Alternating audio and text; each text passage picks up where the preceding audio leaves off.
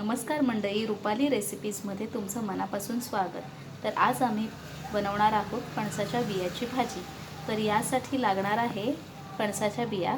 यांना व्यवस्थित भाजून त्याच्या साली काढून घेतलेल्या आहेत। तर तुम्ही बघू शकता साली काढल्यानंतर या अशा पद्धतीने दिसणार व यांना चेचून देखील वरवंट्याने घेतलेला आहे। तर या भाजीसाठी टोमॅटो, कांदा, लसूण आणि आलं हे चेचून घेतलेलं आहे आणि कढीपत्ता, हे 4 सामग्री आपल्याला लागतील। आता कुकरमध्ये आम्ही तेल घेतलेलं आहे, किंचित तेल लागणार आहे यासाठी। त्याचबरोबर आलं, लसूण, कढीपत्ता टाकलेला आहे। आलं, लसूण, कांदा टाकायचा आणि हे फोडणी टाकून घेऊया।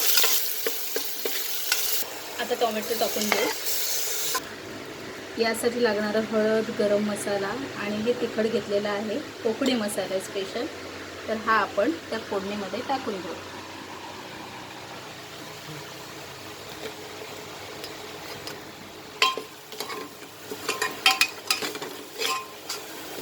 आता ह्यामध्ये आम्ही बारीक केलेलं खोबरं टाकणार आहोत। हे तुम्ही कुठच्याही भाजीमध्ये असं टाकू शकता। तर हे 2 चमचे आम्ही या भाजीमध्ये टाकणार आहोत।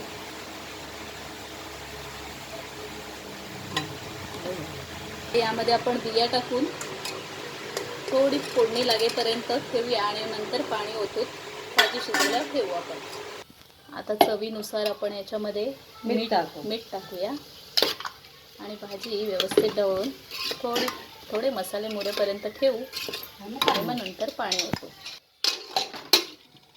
थोडं वाफू देऊया। 5 मिनिटं हे वाफवल्यानंतर आपण याच्यामध्ये 1 ग्लास पाणी ओतू। अजून आपल्याला लागेल तसं आपण पाणी ओतू।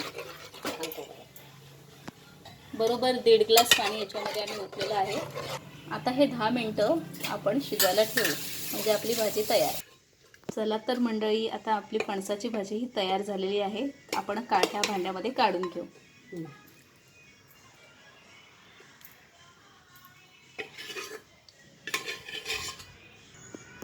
आपली फणसाची भाजी ही तयार आहे। तर नक्की ही रेसिपी तुम्ही शेअर करा आणि स्वतः देखील ट्राय करा।